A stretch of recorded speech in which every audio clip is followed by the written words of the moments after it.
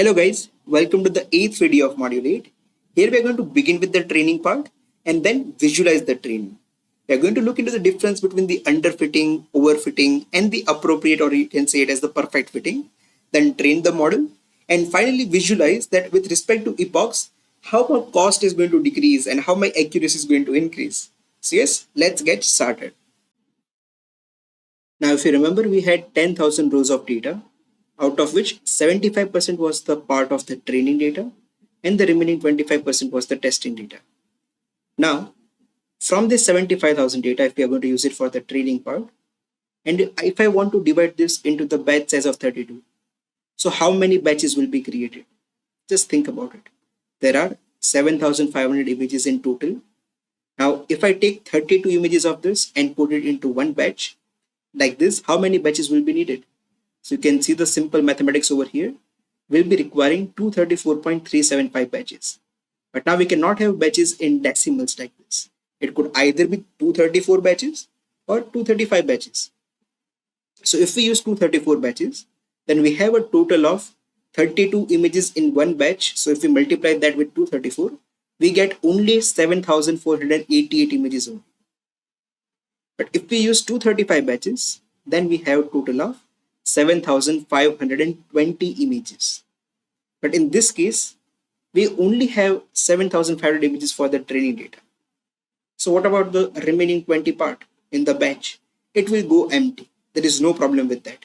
At least we are not compromising on the data, right? So that's how we are going to have 235 batches per epoch of the training, where the forward and the backward propagation is going to happen. Now, we expect the loss to reduce and accuracy to improve as epochs increases as the training goes ahead. At the same time, the training accuracy and the validation accuracy must be very close to each other. This is to indicate that overfitting or underfitting is not same. We have three different types of fitting. In overfitting, what's really going to happen is, it's when your training accuracy is very high, but your validation accuracy is pretty much bad. And therefore, it suggests model has overfitted. At the same time, if it's the opposite way around, then we call it as the underfitting of the model. And if it's having approximately the same values, the training accuracy and the validation accuracy, then we call it as an appropriate fitting. So for indicating that it's not having overfitting or the underfitting, we must have the training accuracy and the validation accuracy very close to each other. After that, we are going to run the training for the 40 epochs over here. You can for sure go ahead and try later on to increase this number of epochs and see if these results are going to change or not. So over here, I have already ran this particular code cell.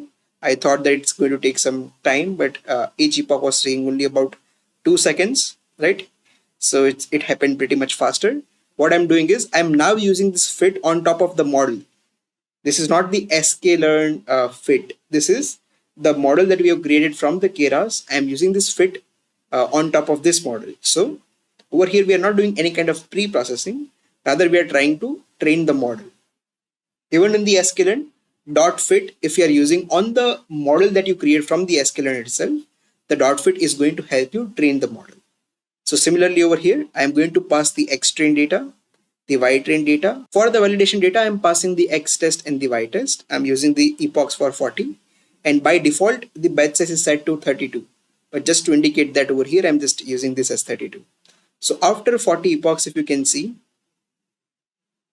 the accuracy is getting very much stable at around 98%.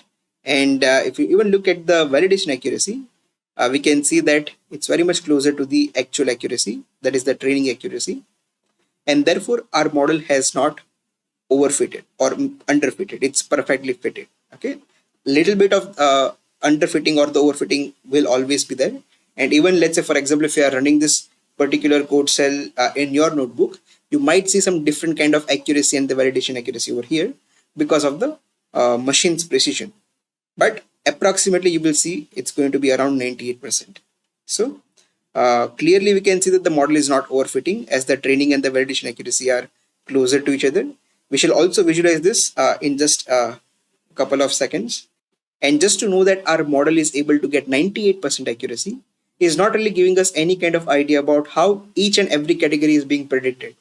Therefore, we are going to come up with the other technique in order to get insights from the all of the classes that are present in the data set. And now if you just go ahead and visualize the training, I just look into the history, which is nothing but the output that we had while training our model. So the history is giving us some kind of this kind of output. But if I show you something like this, history dot keys, then what it gives us? It is holding the values for the loss, accuracy, validation loss, and the validation accuracy. Everything that we had seen over here, we are having the values per epoch that has been saved inside this history. So by utilizing this idea, I am having one complete code that is written over here in order to visualize this whole training. So I'm going to create a subplot.